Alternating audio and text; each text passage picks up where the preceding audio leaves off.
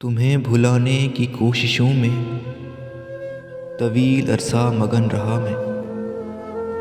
फिर एक मुद्दत के बाद सोचा, ये देखते हैं कि हमने तुमको भुला दिया या नहीं भुलाया। कलम उठाया तो सबसे पहले तुम्हारा ही नाम उसने लिखा।